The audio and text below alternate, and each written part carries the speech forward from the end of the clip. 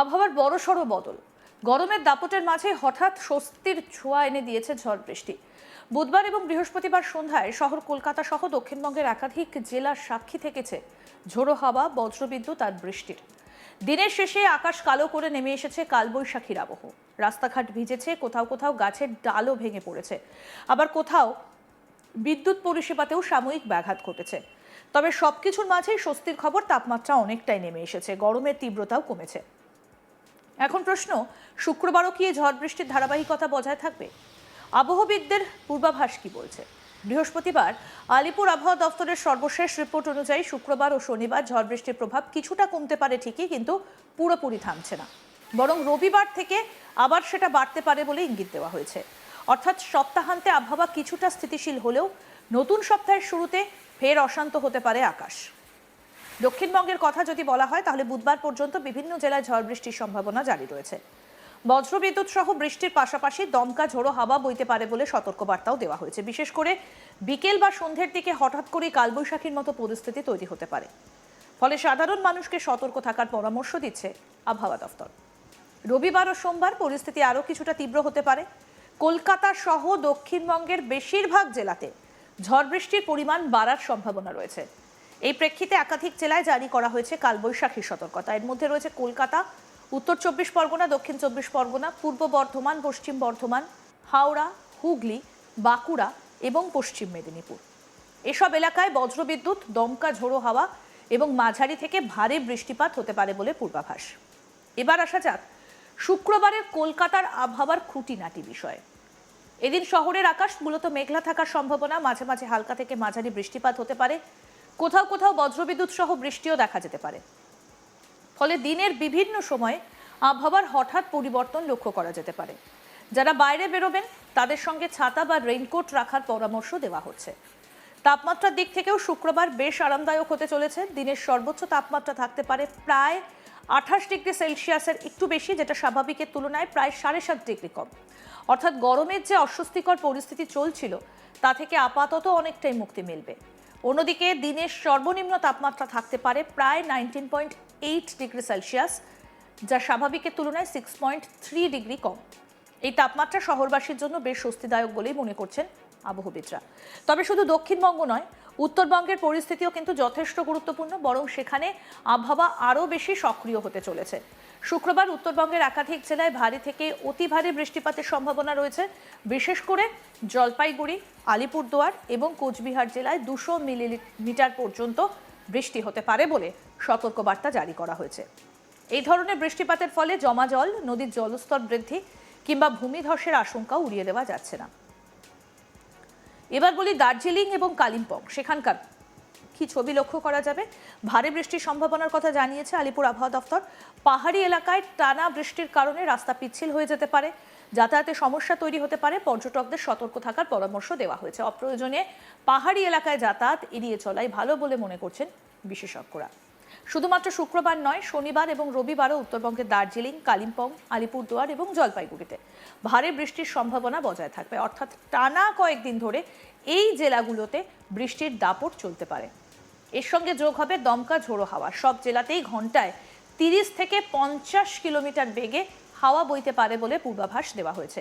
ফলে গাছপালা, বিদ্যুতের খুঁটি বা দুর্বল কাঠামোর ক্ষতির আশঙ্কা থাকছে।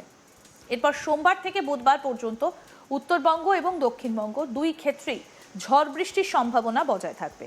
যদিও প্রতিদিনের তীব্রতা একরকম নাও হতে পারে, তবুও আবহাওয়ার এই অস্থিরতা আগামী কয়েকদিন ধরে চলতে পারে বলেই মনে করা হচ্ছে। কি বলেছেন আবহবিদ হাবিবুর রহমান বিশ্বাস, শুনব।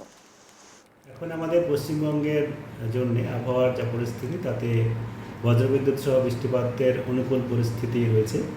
এর জন্যে আগামী 4-5 দিনই আমাদের পশ্চিমবঙ্গের সমস্ত জেলাতেই হালকা থেকে মাঝারি বৃষ্টিপাত এবং এক দু জায়গায় ভারী বৃষ্টিপাতও 1-2 দিন, আর দমকা হাওয়া এইগুলি হওয়ার সম্ভাবনা রয়েছে। তবে এই আগামী 5 দিনের মধ্যে 1-2 দিন হয়তো কম থাকবে, আবার 2-3 দিন বেশি থাকবে এইরকম।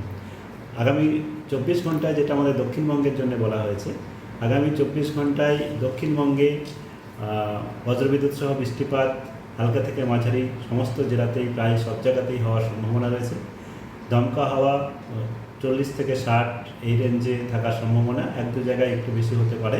তবে কয়েকটা জেলায় 50 থেকে 60, কয়েকটা জেলায় 30 থেকে 40 এরকম রেঞ্জে থাকার সম্ভাবনা।